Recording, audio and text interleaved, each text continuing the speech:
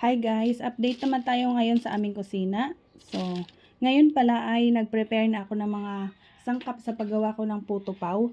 Bumili na ako ng flour, yung all-purpose flour, star margarine, baking powder. So, kung mapansin nyo, itong star margarine ko, ganito talagang ginagamit ko guys. Hindi ako gumagamit nung tinatakal sa kutsara. Hindi ako confident na takal-takal ako ng kutsara. So, mas gusto ko itong nakasachet.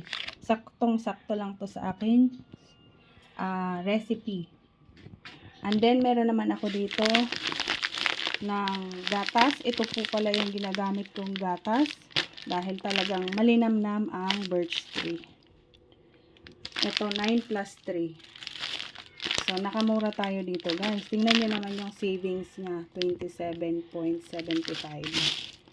And then, meron tayong sugar. Nakakilo yan guys. Hindi ko pa naman kasi afford bumili ng sako. Dahil itong pa-order ko ngayon ay seasonal lang naman to guys. Every occasion lang naman to. December or bare months. Tapos ngayong June dahil mag-fiesta na sa amin. Ayan. Itong binili ko na salted egg. Dahil doon ako bumili sa paggawaan, nakamura ako dahil pambenta siya.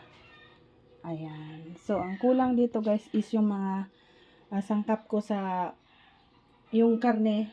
So, hindi ko pa talaga binili at ayoko magluto na frozen yung aking giniling. Ayan. Pero yung ibang mga pampalasa ay naka-ready na din.